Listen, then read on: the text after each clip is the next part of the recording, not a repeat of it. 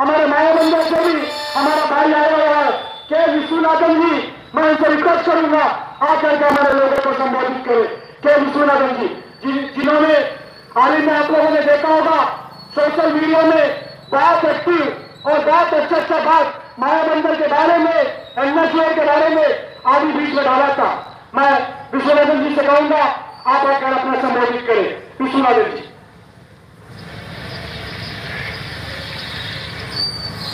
मैं के विश्वनाथन सबसे पहले हमारे अजीत भैया को धन्यवाद करना चाहता हूं कि उन्होंने इतना बढ़िया मंच दिया हमारे आइलैंड की बातों को रखने के लिए, हमारा खासकर पोखर जिला की बातों को रखने के लिए। मेरे पास बहुत सारा टॉपिक है, लेकिन हर एक टॉपिक पे मैं बात करना नहीं चाहूंगा। जो उस पर मैं बात करूंगा। जैसे कि हमारे गांव में ग्राउंड, बच्चे जो यूथ है वो ग्राउंड के लिए परेशान है। एक ग्राउंड 2008 में अलॉटमेंट करके दिया गया था हमारे एडमिनिस्ट्रेशन द्वारा, लेकिन वो ग्राउंड आज भी ऐसे ही खाली पड़ा हुआ है। हम प्रधान के पास जाते हैं कुछ समय 2023 पर डीसी साहब हमारे गांव पे विजिट किया था।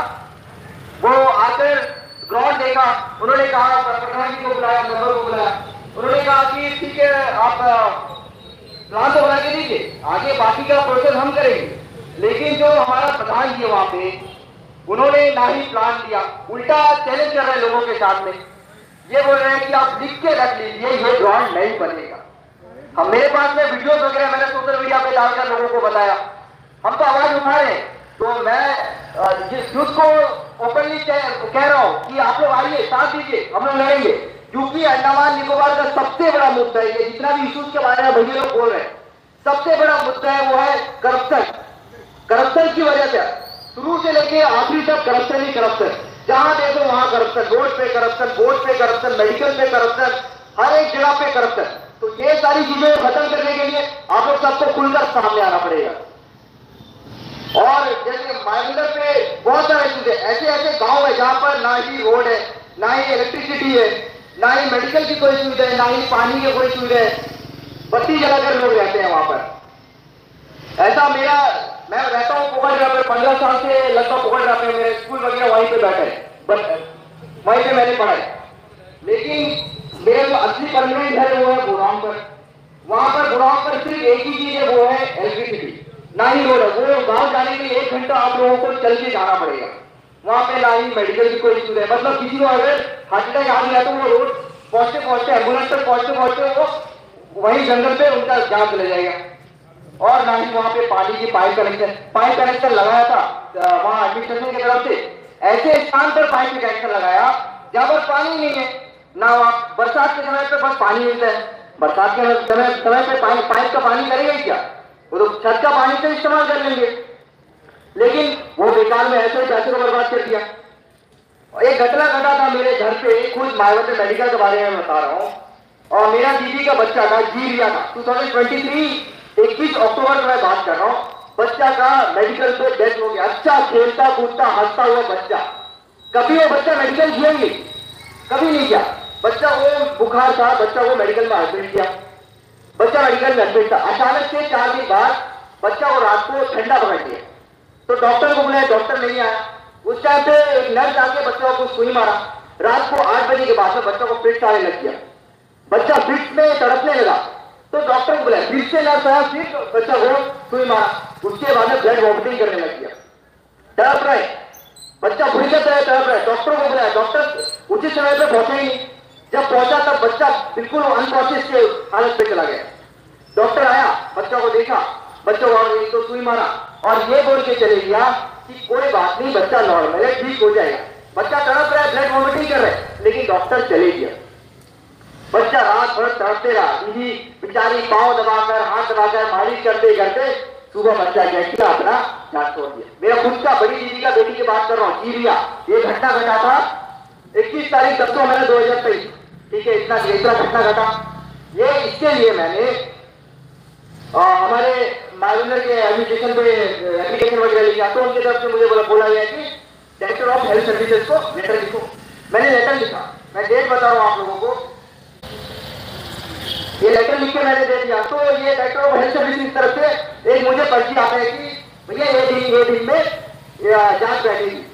फिर उसके बाद कुछ जांच भी बैठा 2024 ऑलमोस्ट जनवरी 10 तारीख को जांच बैठा। इन लोग क्या किया, पूछताछ करके चले गया।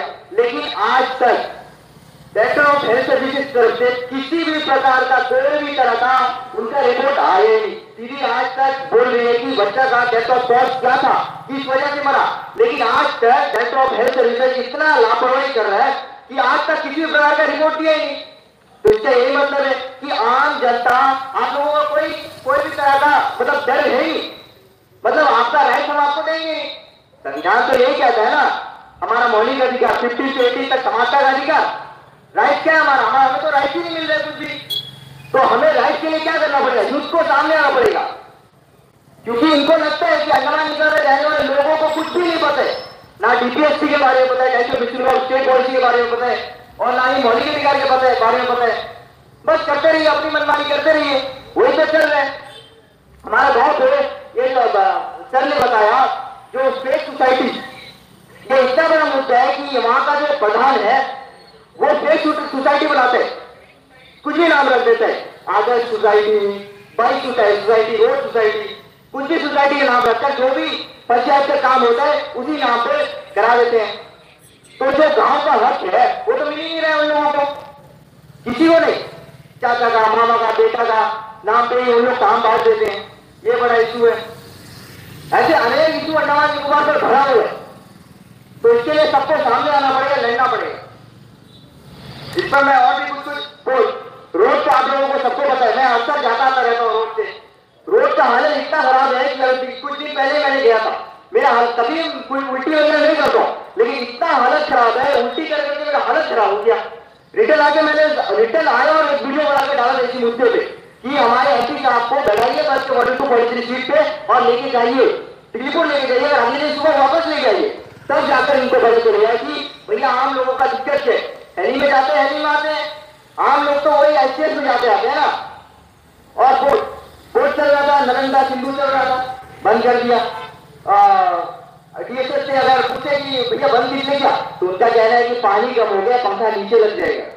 ऐसे सब जवाब आता है उनकी तरफ से। नालंदा सिंधु नहीं चल रहा है, छोटा सा बोट है, वो बोट में अगर ज्यादा भीड़ हो जाता है तो जो डिग्लीपुर से चढ़ता है पैसेंजर, वो मायाबंदर में उतर जाते हैं कि हमसे नहीं हो पाएगा और हम बस में चले जाते हैं। और बस में चढ़ता है तो रोड का इतना हालत खराब है कि ठीक 40 फीट था, ऐसा बोलते हैं। तो इतना ज्यादा हमें करप्शन देखने को मिल रहा है पूरे अंडमान निकोबार। हर एक सेक्टर पे आपको देखने को मिल जाएगा, हर एक सेक्टर पे। मायाबंदर डिस्ट्रिक्ट है हमारा, वहां पे सब कुछ होते हैं, भी कुछ भी नहीं है।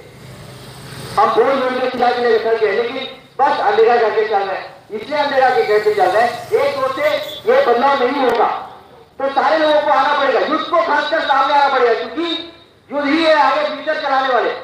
लेकिन युद्ध मतलब बस अपने युद्ध को सामने आना पड़ेगा, खुलकर बोलना पड़ेगा।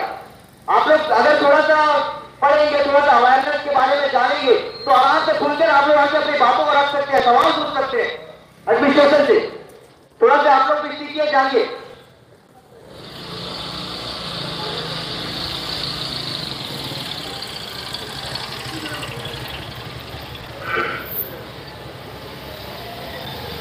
तो यही सब है, यही बोलकर मैं श्री जी को बुलाना चाहूंगा मंच पे कि श्री जी आइए और अपनी बातों रखिए, हमारा मायाबंदर के बारे में कुछ चाह रहे बोले।